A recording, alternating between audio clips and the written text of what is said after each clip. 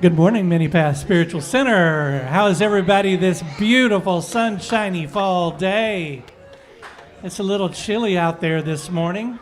That lets us know that we're getting a little closer to Thanksgiving. So, a pre-happy Thanksgiving to everybody, too. So glad to see all your smiling faces. On behalf of Reverend Deb Moore right there, I'm Ryan Gill, and this is the Sanctuary Band. Woo! Say hi to everybody. We're going to start the day off by singing a couple of songs back to back, get our energy up, and get it situated on having a great service today. And you're going to find out real quick what our musical theme for the month is just by singing a couple of songs here. So let's stand up and start out with We Are Blessed, We Are Thankful. 1, 2, 3, 4.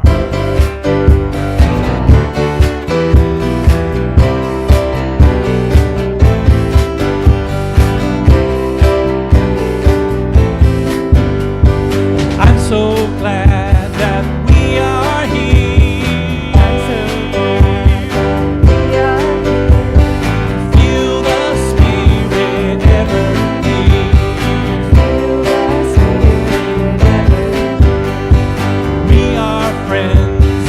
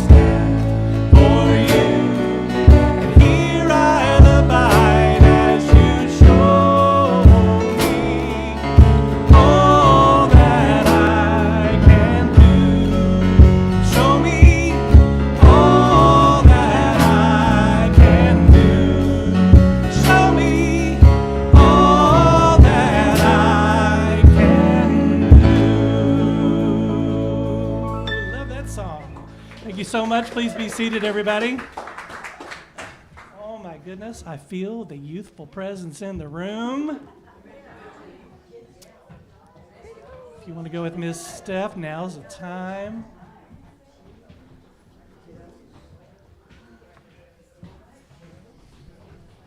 Well, I said it before and I'll say it again. Welcome, everybody.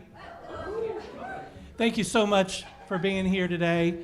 Wherever you are on your spiritual journey, you are welcome here. Whatever you call the Almighty, God, creator of the universe, Allah, Brahman, it doesn't matter, because all roads lead to the top of the mountain, right? There are many paths that lead us on our journey, and the most important thing is that we are on our spiritual path. Whatever is speaking to us for a reason. And so when you walk onto this property, when you drive onto this property, we try to do three things. One is we love you, we support you, and we try to teach you something. We try to give you something to take on your journey when you leave here every single time. So that is what Many Paths Spiritual Center is all about, and I'm hoping that that's why you're here today, for one of those three reasons, or all three. Yeah, 1 + 2 + 1, whatever. You can take and leave whatever you want, right? Thank you so much. We are a vibrant spiritual community. We got all kinds of things going on. It's the holiday season is coming up. It is our season of giving. So I do believe we have Miss. Is this Concrete Blonde in the back? Whoa. She kind of looks like. What's going on, Julie? What's going on, Julie? Good morning. Well, in the morning and I step outside. Okay, that's it. That's it. The first minute, maybe 45 seconds, is for Reverend Deb. Last week, Crystal, and getting that started, it was flawless after it got started. So thank you again for last week and all the technical situations going on. And the message last week about stress was just, again, for this time of the year. And it's fun, and it's chaotic, and you either immerse yourself in it, cry, laugh, whatever you need to do, sing, dance. So I got a couple of things, Reverend Deb, for you that I picked up, all right? One thing is this little stress toy. It says everything's fine, and it's a squeezy dumpster fire. Yes. You put that on your desk, all right? I don't know what I'm going to do with these. I'm going to throw these right there. All right. Next, just for you. You're my buddy. All right. We don't want you to hurt yourself and fall anymore doing this tennis. So I got you and Nikki a table pickleball game so you guys can play across the table and stress-free, injury-free. Just stretch your wrists, you know. All right. I'll hand you that. All right. Next. I rolled it myself. Oh, no, hold on. It's an incense stick. What are you thinking? Okay. It's Palo Santos. And then I have a fir sprig in my hat because you can do incense and things with that as well. Fresh Christmas trees. Also, because you need to embrace your inner child, Little Debbie. And I got you a Christmas tree. So 39 grams of sugar, baby. Another thing, too, dude, retire. Just kidding. All right, enjoy it. And I also have some sprigs, I won't pull all these out, but of rosemary from my garden, lavender, sage, and some mint that I still have going. So that's also for you. And finally, to plan ahead, and if nothing else, all else fails, grab a Sharpie, because I was making this card, and I'm like, all right. We going there. So that and the incense, a party. All right, so anyway, I've got you some sunflower seeds from my dad's garden, and you put these in the freezer. Instructions, care package inside. So I do have more if anybody else would like some, so there you go. And I'm going to give this to you if you don't mind. Remember, Deb, I think you're loved. That's it. You're very much loved, yeah. Here's one more thing there. Oh, wow, and I got you some soap. It's Queen. We will wash you. Got mud on your face. All right, there's that. So you should see my other guest soap. It's so much fun. All right. Bringing it today. All right, here we go with announcements, what I'm supposed to do right here. I'm sorry. Teaching, you have all these rules and guidelines, and after you get out of it, it's like, whoa, you're free.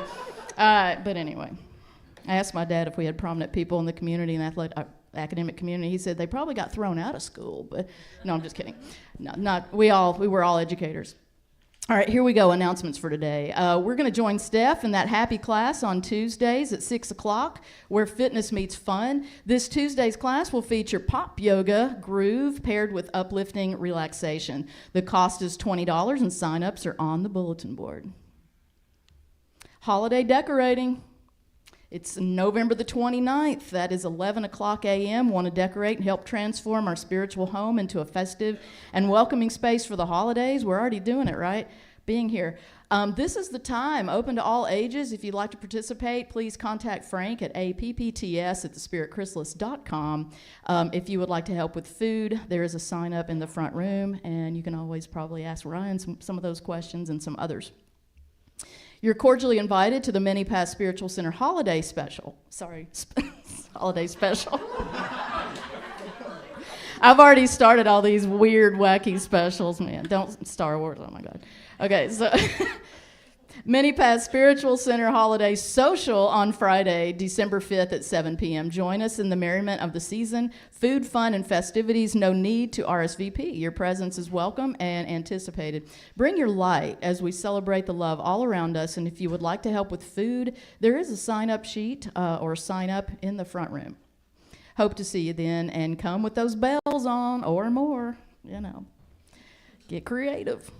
Join us for a pranic energy healing clinic on the third Sunday of each month.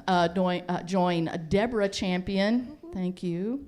Hope it went well last week. I'm sure it did. Thank you for doing this. And she'll be hosting, and we'll be hosting this event that is open to anyone who is open to energy healing. The clinic will be open from 4 to 6 p.m. in the sanctuary on December the 21st. And I want to thank Ben. I think he's already gone out, but he saw me coming in this morning. Best thing, we're greeting each other. He said, "Wow, you're dressed like a lesbian." And I went, "Lesbian army, baby." Anyway, I love Ben. Love you guys. He's great. He's Give him an Captain extra Obvious. It's all right. What's that? He's Captain Obvious. Oh. Yeah. Yeah. I don't think I need to broadcast anymore. Yeah. All right. All activity or meeting links and contact numbers can be found on the website, weekly happenings, Google Calendar. You can always email the church. So you guys have a fabulous week.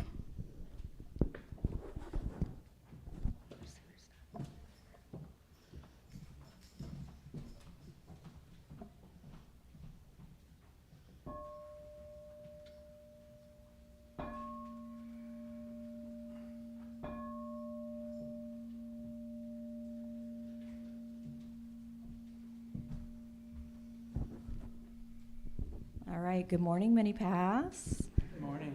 Let's begin this portion of our service by taking a deep, centering breath. Today's centering thought is, I am an instrument of peace in my world. A musical instrument cannot play itself, but in the hands of a master musician, it seems to come alive with beautiful, soul-stirring music. Whether we realize it or not, we are the instruments through which the divine produces beautiful music, songs of peace and harmony, love and joy for all of those around us to enjoy. As instruments of peace, we are continuously sharing the blessings of God's love that live in our own hearts and mind. Each time we elevate our consciousness by thinking, saying, and doing positive things, we contribute to peace in our world.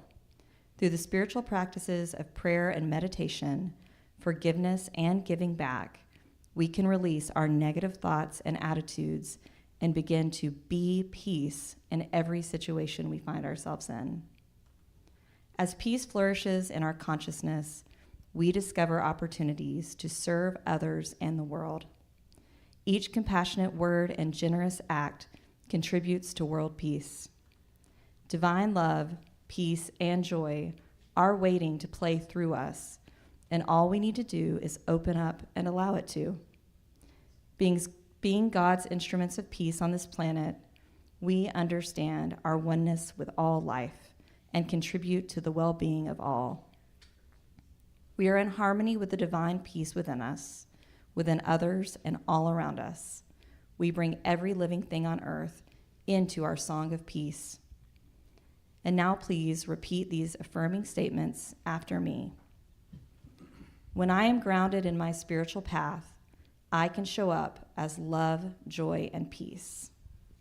When I am grounded in my spiritual path, I can show up as love, joy, and peace. I am an instrument through which the divine produces beautiful music.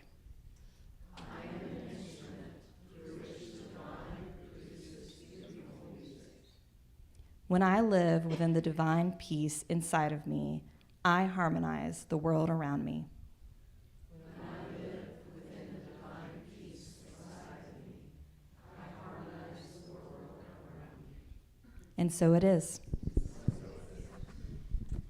It was a great one for today. It fits right in with our musical theme of being blessed to have one another in our lives. We have so many people that we touch, that our lives touch, and that other lives touch our lives. And so that's what this monthly mantra is about, that we're singing about this month. Hoping that you remember it from the past couple of weeks. Let's all stand together and sing, "We are blessed to have one another."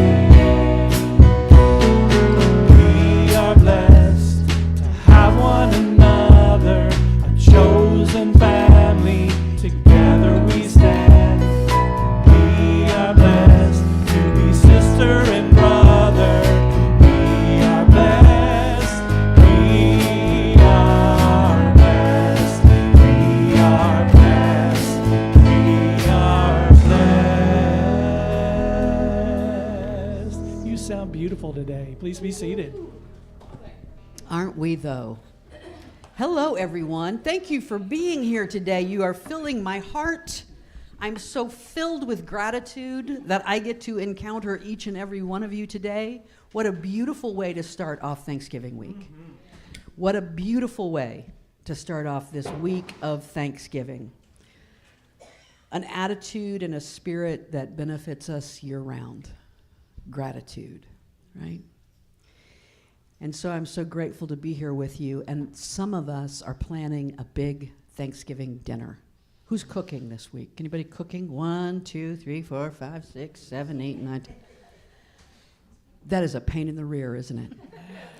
Yeah, it is a big old task. There's a lot to do. Will I have enough? Will this turkey do right? Right. How many trips to the store? How many trips to the store will I need to make? That's the part. Oh my God, call Uncle Henry and tell him to stop and pick up ice, right? All those kinds of things. So I'll tell you what, let's just bathe in enoughness for a moment. I invite you to close your eyes and get settled in your chair.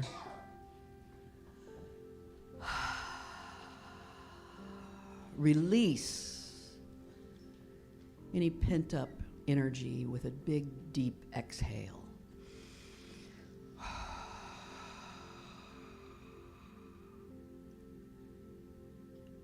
Feel the way your muscles respond to that.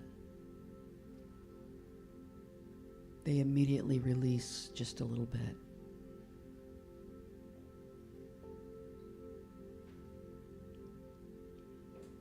They stay tensed up because they've been given the message that we need to be ready for anything, whatever may come our way.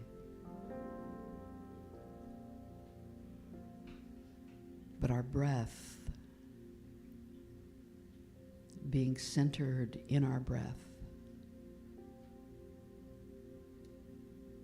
reminds us of the enoughness of this moment.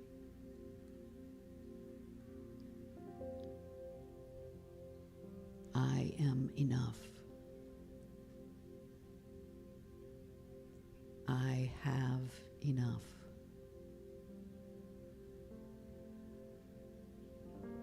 There is enough.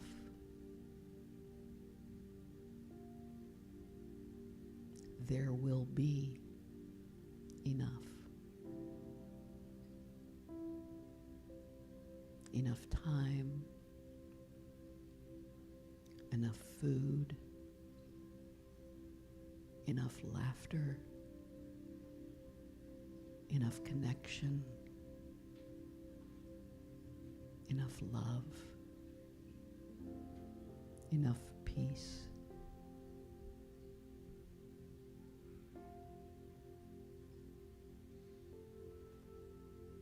Enough of everything I need.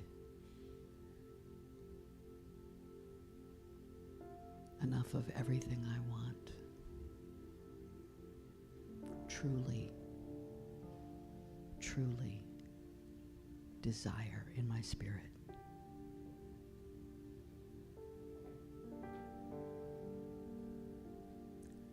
I live in the energy of bounty.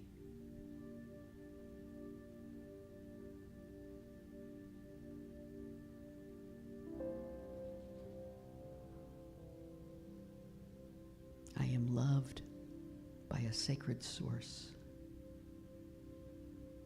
more than I can imagine.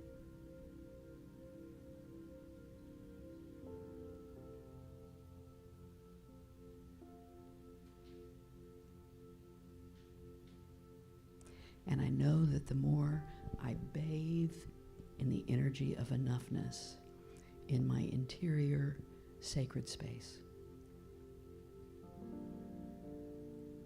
the more that energy of enoughness imbues every aspect of my life,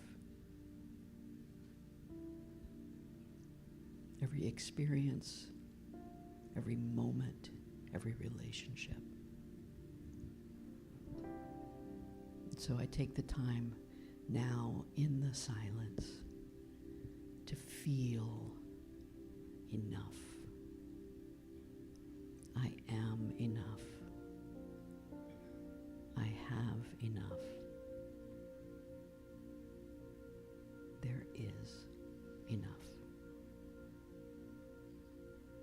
in the stillness, in the silence.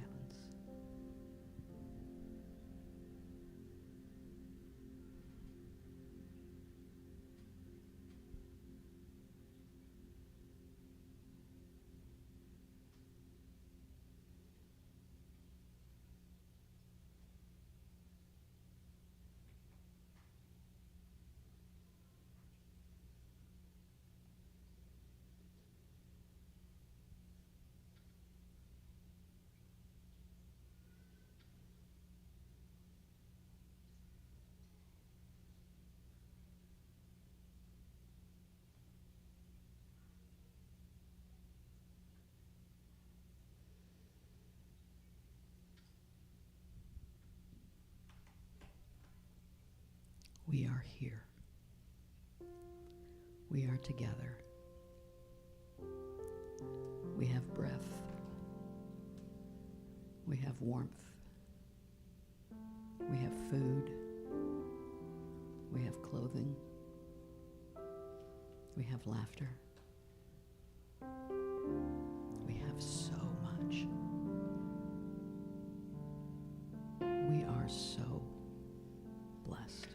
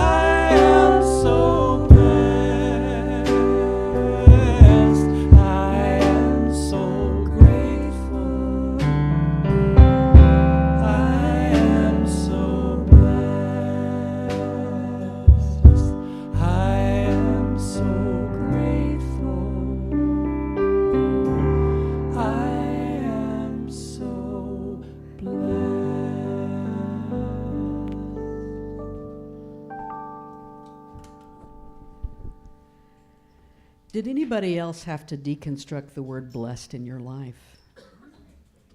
I've deconstructed. Yeah? Yes. Uh-huh. I had to deconstruct the word blessed in my life because it used to drive me crazy. Because I let it drive me crazy. It used to drive me crazy when people would say, "Have a blessed day." Be blessed now, right? Used to drive me just a little bit crazy. And I'll tell you, part of that was because I was raised in the energy of blessedness, being blessed and highly favored. right? You know that phrase? Anybody being blessed and highly favored. And I thought that fed too much into that kind of spiritual elitism. We have the right way. You are highly favored because you are following in the right path. And so I had to work with it for a long time. And then as I began working on my own spiritual journey deeper and deeper and deeper ways, and I spent more and more time in meditation, and I would have moments in that meditation where I would just cry. I would just cry. I would feel so connected to the divine, so aware of the inner presence, the inner essence that was with me all the time, loving me, bringing peace to me all the time. And in those moments, I felt so blessed. And so I began transforming that word into meaning this. Every time I hear the word blessed now, what I hear is aware of the divine presence within you. So when someone says, be blessed, what I hear is be aware of the divine presence within you. Yes, right? Have a blessed day. Have a day where you are aware of the divine presence within you. I can live with that. That's my deconstruction. If it helps you, good. If it doesn't, it helped me, and that's all that matters.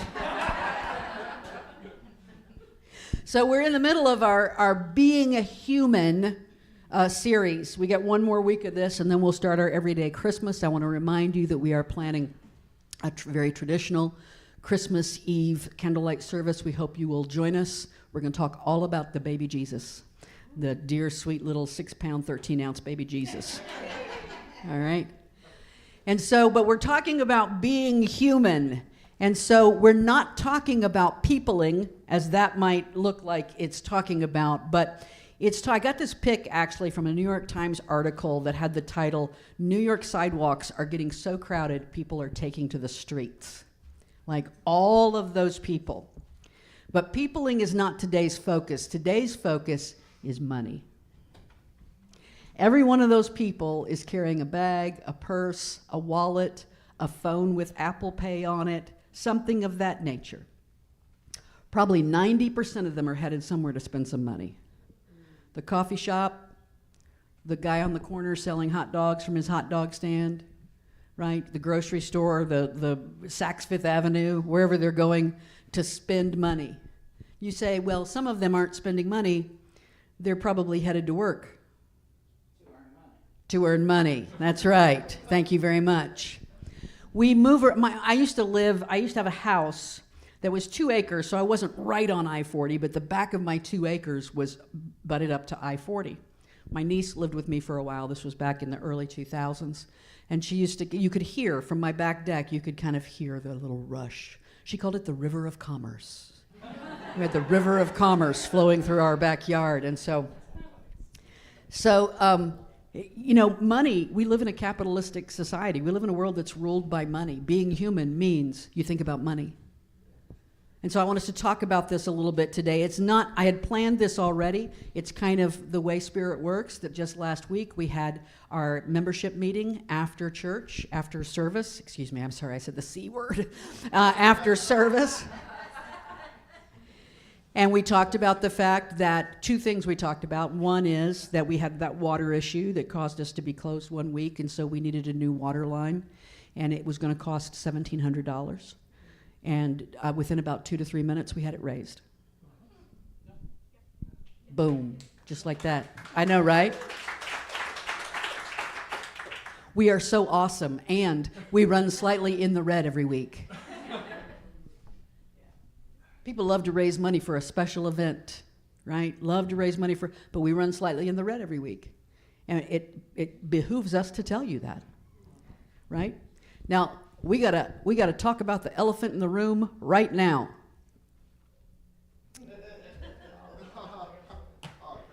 This is not what we're doing right here. I don't know if you know these 3 gentlemen. The one on the left is Jesse Duplantis. He was asking his followers for donations to buy a $54 million private jet. I don't know what it is with private jets.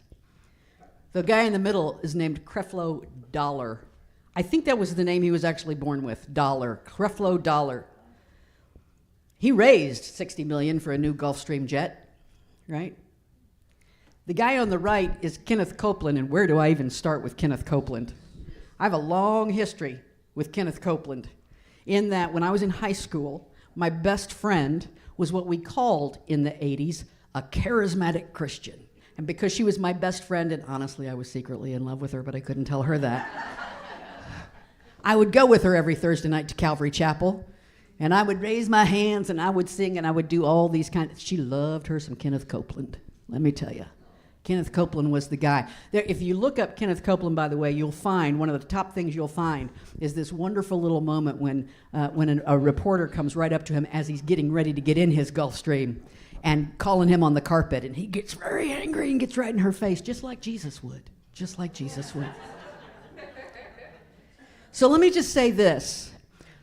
Anytime we talk about, in a spiritual space, we talk about money, there's always this kind of, oh my gosh, the preacher's talking about money kind of thing, right? I want to just ease down right here, right now. Let me just tell you this.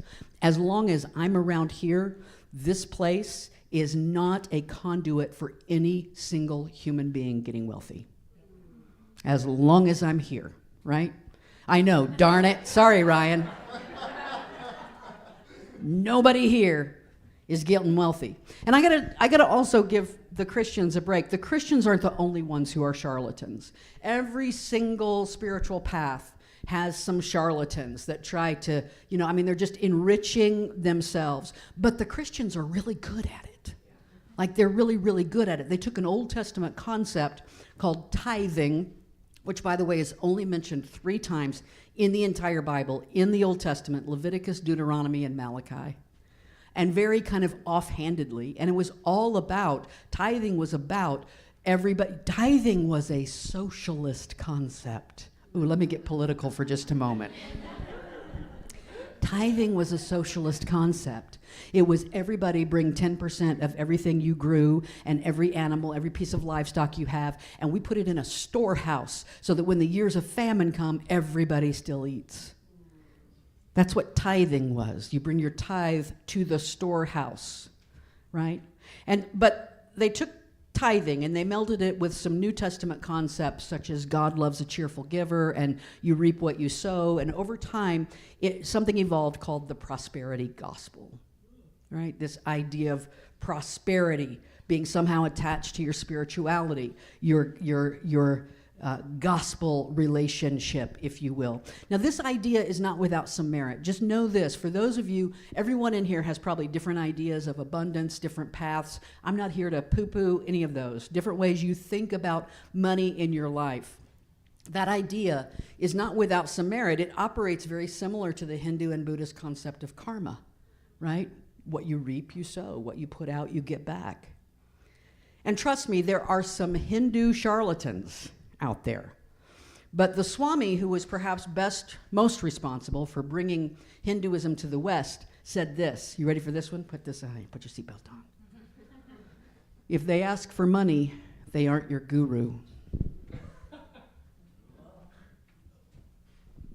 If they ask for money, they aren't your guru. I gotta tell you, I'm gonna be really honest with you here because I've gone through a long journey with money in regard to my spirituality. And I've heard lots of abundance teachers and prosperity teachers. I mean, the tradition we come out of, Unity, has a whole ton of prosperity teachers connected to that. And I have an interesting kind of journey. There have been times where I wanted to buy right into that, but there have been other times when I stepped back for a little bit. But here's what I always knew. There was a part of me that really believed that if you know something about spirit, you share that without reservation. You share it freely. You give it to anyone who will, right?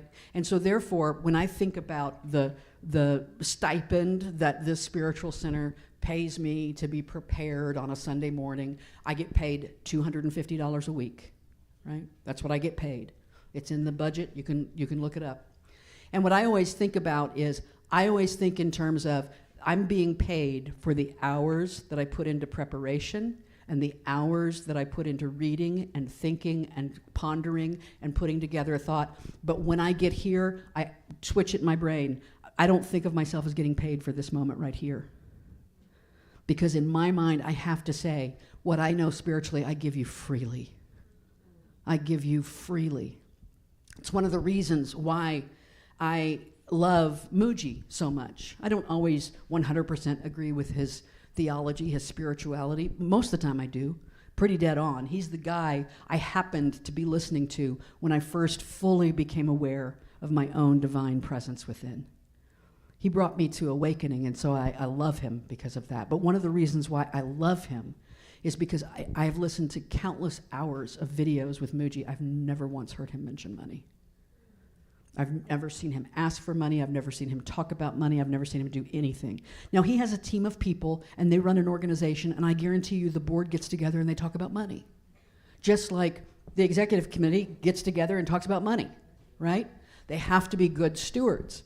But the thing is that the spiritual part of it is not attached to money. We don't ask anybody to pay an admission fee to get in here. Anybody who walks in, we give freely. 100% freely, right?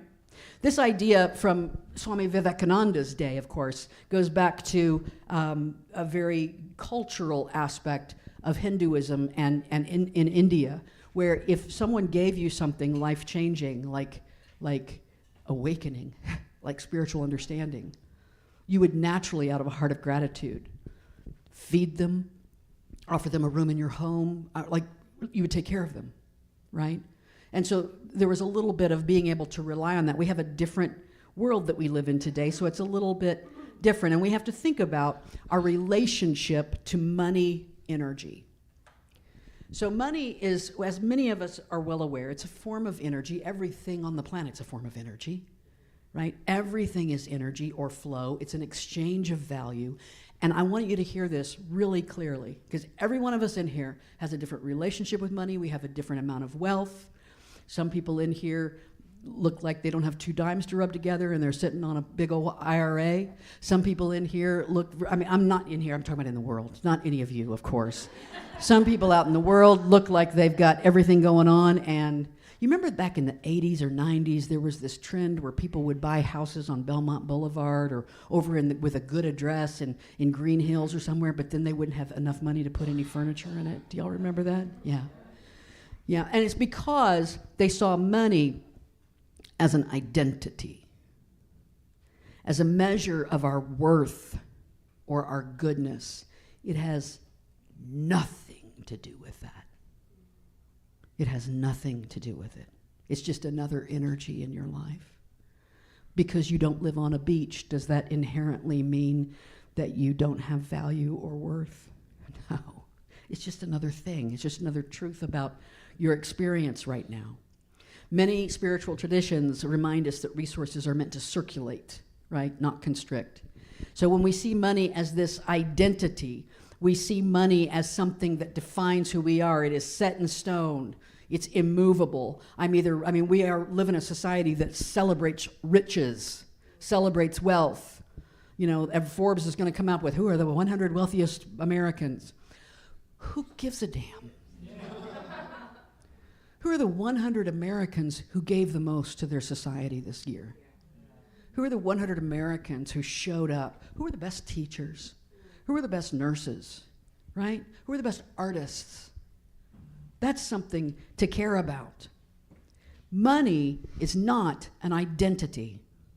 It's an energy with which we have a relationship. And if we shift from it being a relationship instead of an identity,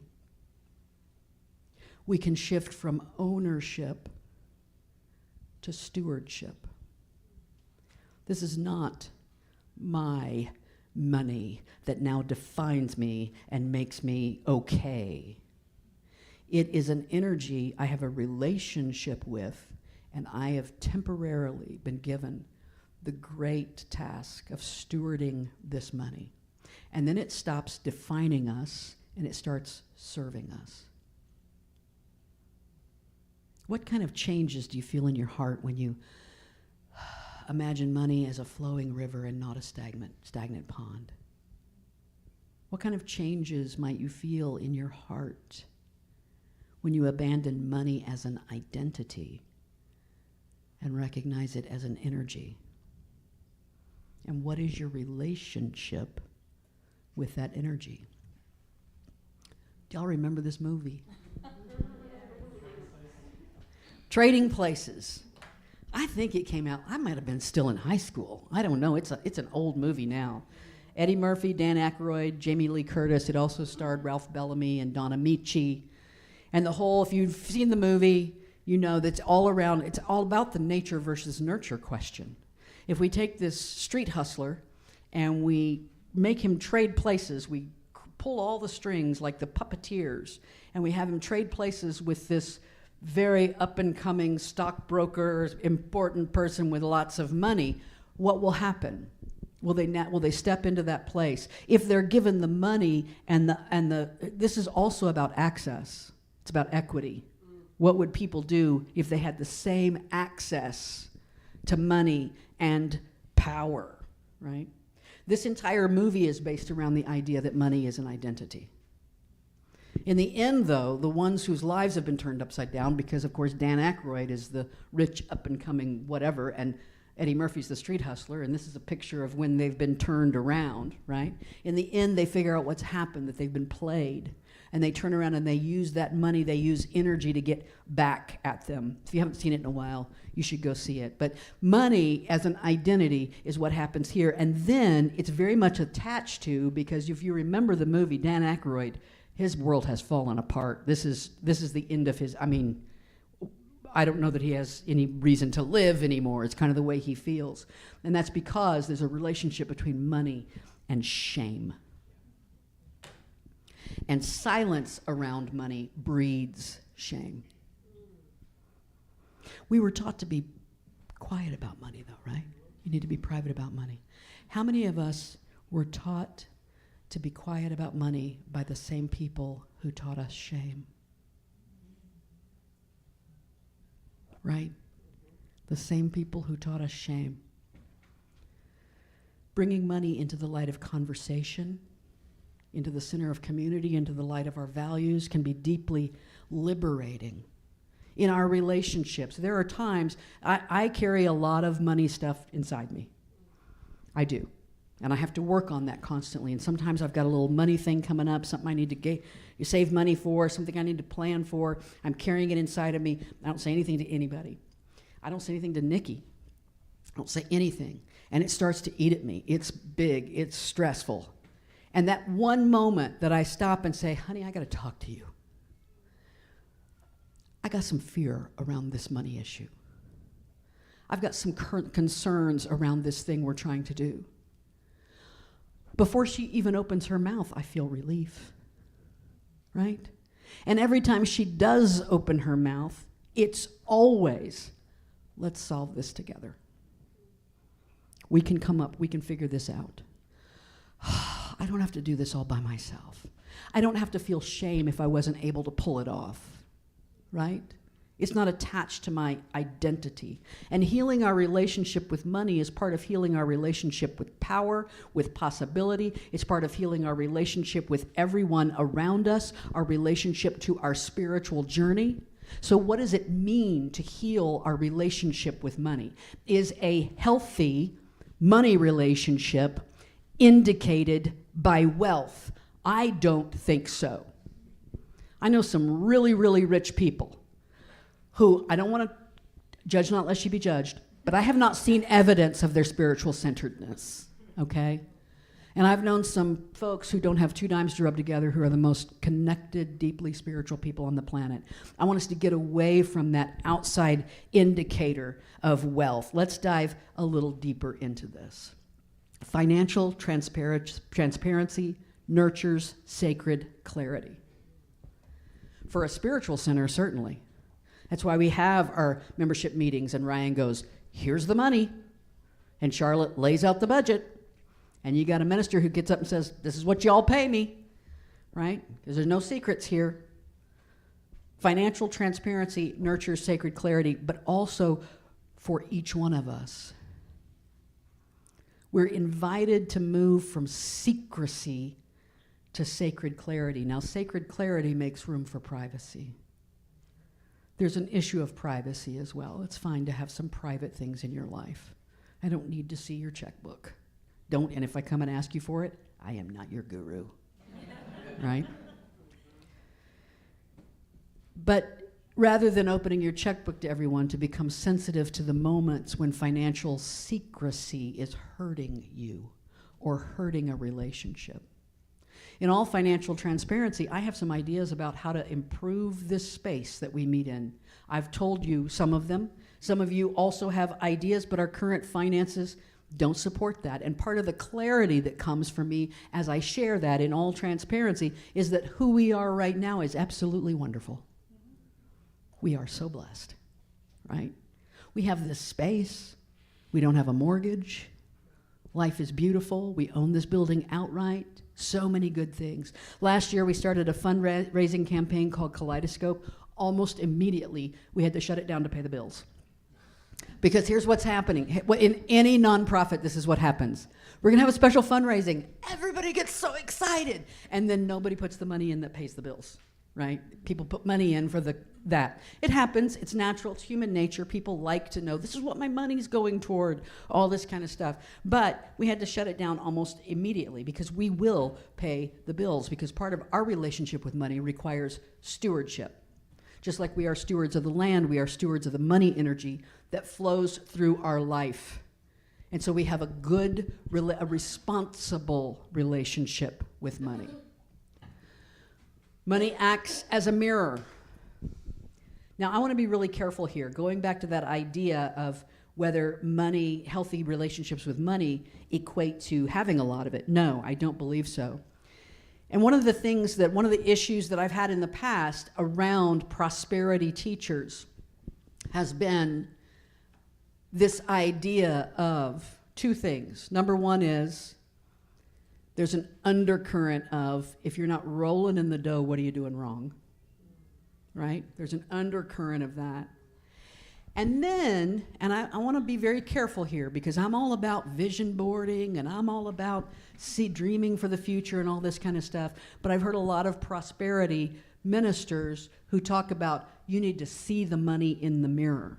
They're trying to create a reflection that doesn't exist, instead of building what needs to be built over here that will naturally reflect back to us. Does that make sense? It's like letting the tail wag the dog, in a way. Money is a mirror in that every bit of energy, every relationship, every experience reflects back to us deeper truths about ourselves.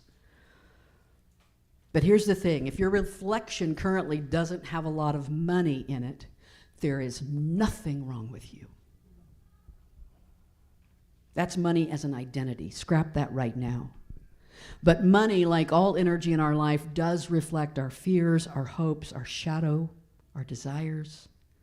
You know, it's never just about the numbers. It's about safety. That's a big one for me. It's about safety, right? It's about generational patterns. How many of us deal with money the way our parents dealt with money, or find ourselves working through the problems that were handed down to us by our parents, right?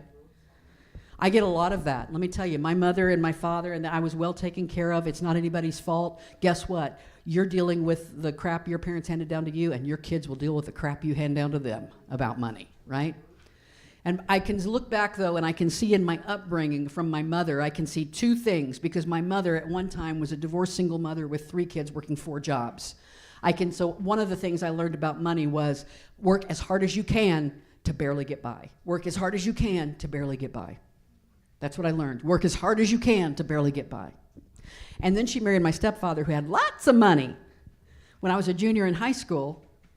But my sister had already gone to college, and my mother decided, she had good intentions, but she decided that since she couldn't help my sister out in college, she didn't need to help me out in college either, which I wasn't even eligible for a loan because my parents made so much money, right? It was a big problem. She didn't understand all the problems underlying that. So the second thing I learned was, no matter how much money there is, you will never deserve it. No matter how much there is, you won't deserve it. And those are the two things that I've had to work with over and over again in my adult life. And I had to learn how to meet those reflections with compassion, not with judgment, not with shame. That's a powerful spiritual practice, to start meeting our own feelings around money or anything with compassion. It's okay. Breathe. Money is a teacher showing us where we cling and where we trust. This one hits me right between the eyes. Another thing I've learned about my relationship with money is that it is the unknown I fear the most. Something happened. Oh God, how much is it going to cost? I mean, if someone told me, if something happened to my house right now and someone came in and said that'll cost $50 and someone else came in and said that'll cost $5,000, I would believe both of them. I'm like super gullible. I'm like, in that regard, I'd be like, okay, I guess we're going to have to pay this, right?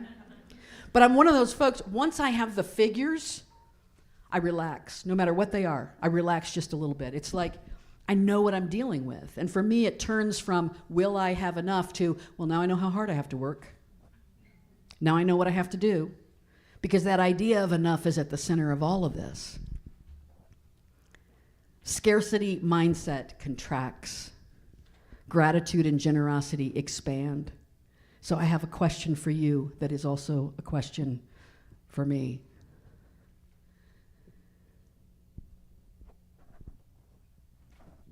What if enough is not a number, but a relationship?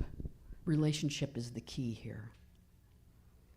How often do we bathe in the energy of enoughness? How often do we stop and say, I am enough, I have enough, there is enough, there will be enough. I live in enoughness, there's no scarcity. And I practice the energy of enoughness in my spiritual journey, knowing that it will seep into every other relationship I have. My relationship with money, my relationship with my spouse. Because here's the thing. Money is a relationship, and for many of us, we don't even realize it's our primary relationship. Has anybody ever left a relationship because it got too expensive? I have. I wouldn't do anything differently, but I have to recognize in that moment, money was my primary relationship, right?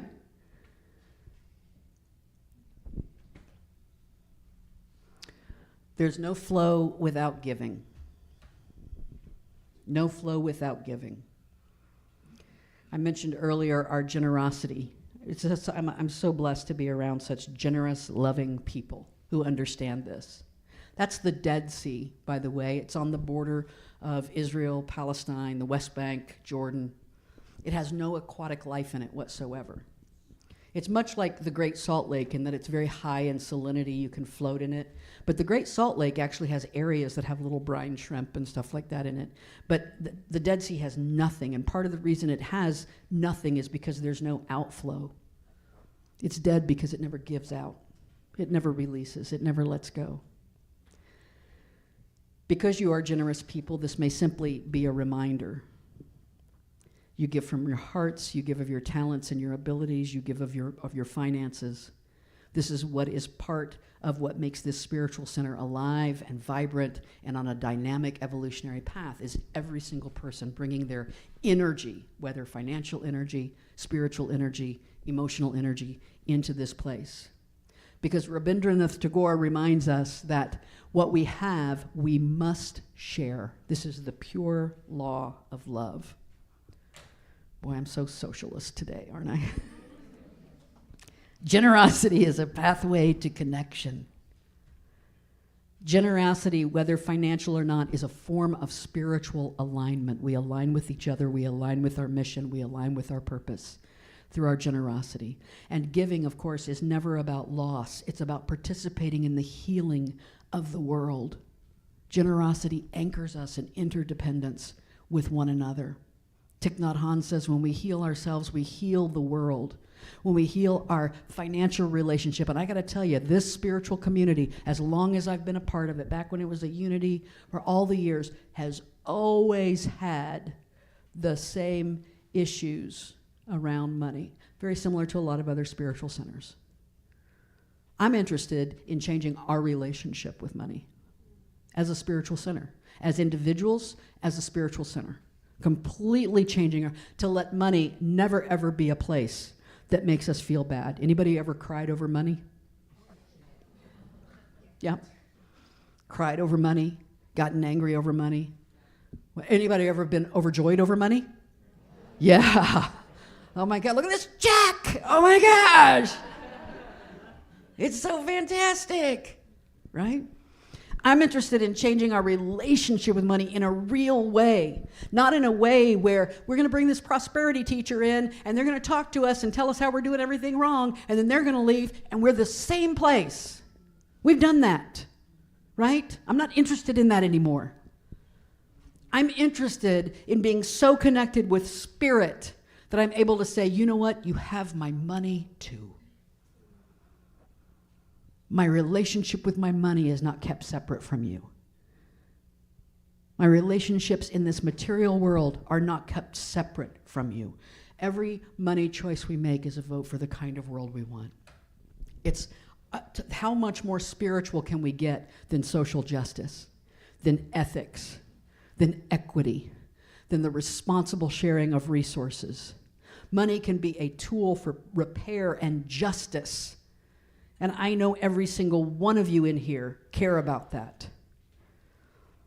Many faith traditions call us to use our resources to mend the world, to uplift the vulnerable. There's a Hebrew phrase, tikkun olam, which means repair of the world. It's a central concept in Judaism, which calls on people to engage in actions which improve the world through social justice and charity and acts of kindness. The Muslims have it as one of their 5 pillars of Islam, right? That generosity and gratitude are at the core of it, and it's the place I want to leave you this week, of course, is in generosity and gratitude. You can't go better than Pooh with this. If you can't read that, it says, Piglet noticed that even though he had a very small heart, it could hold a rather large amount of gratitude. Gratitude grounds us. Gratitude keeps us in the moment, which keeps us in mindfulness. Now listen to this. This is an equation. Gratitude keeps us in the moment, keeps us in mindfulness. Mindfulness around consumption helps us to choose alignment instead of impulse. And that allows for mindful accumulation. We very rarely talk about accumulation when we talk about prosperity, right?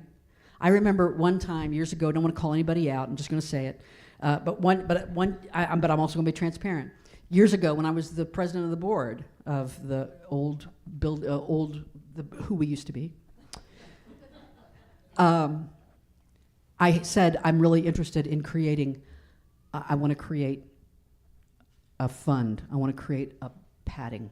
I want to create, and I believe I used the words at that time. I want to create an emergency fund. And I immediately heard, "So you want to draw emergencies to us?"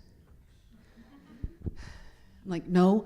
I don't want us to have to come into a membership meeting and count on the generosity of people to get $1,700 to put in a water line. We ought to have the money in the bank to put in, right?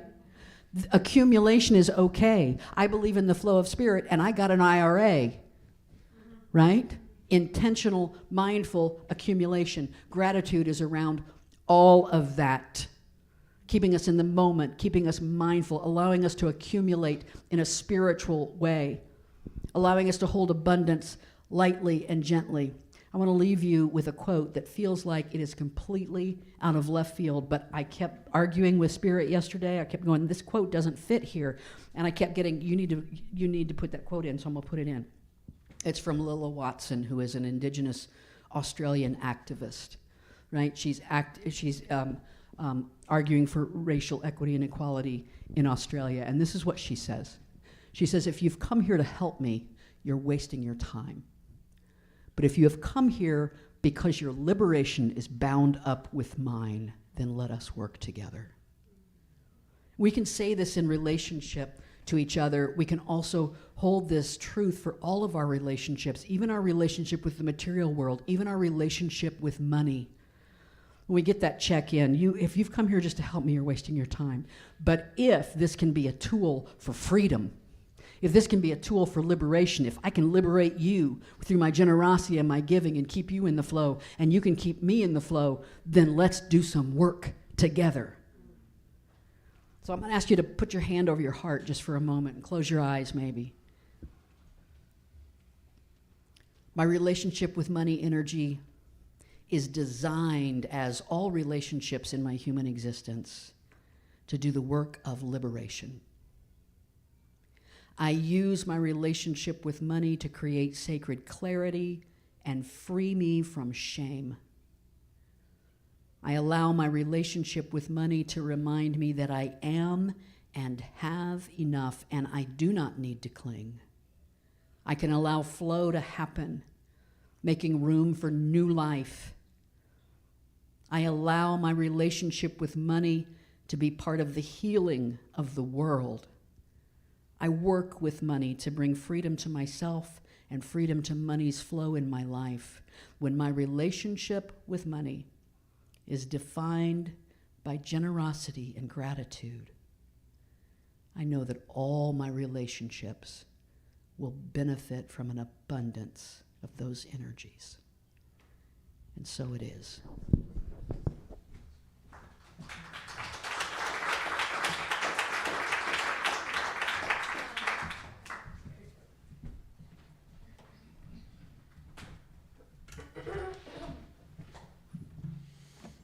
Thank you so much for being here, everybody. Thank you so much for bringing your energy to play with ours. Think about this. Out of all the things that you could have done today, somewhere in your soul, you made the choice to be here today. And that is monumental to us. I'm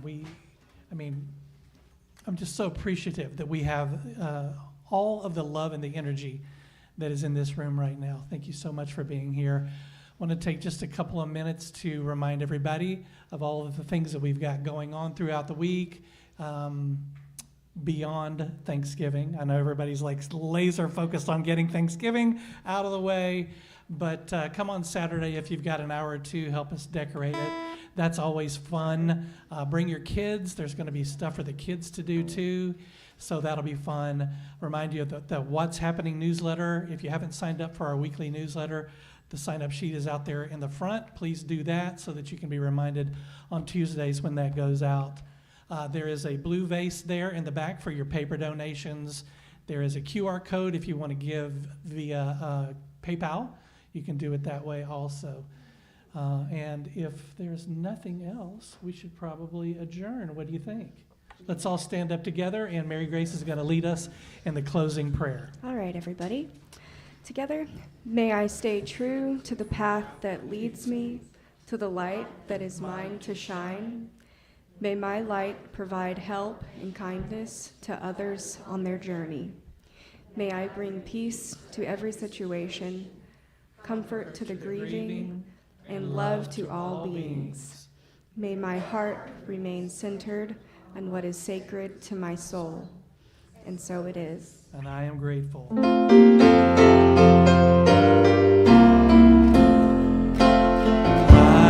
am grateful for another day of living. Grateful for a new chance to forgive. Grateful to receive life's many blessings. And I'm grateful for the love I have to give. I am grateful for another day of living. I am grateful for a new chance to forgive. Grateful to receive life's many blessings. And I'm grateful for the love I have to give. Yes, I'm grateful for the love I have to give. Thank you so much, everybody. We'll see you next week, and have a great, wonderful, happy Thanksgiving.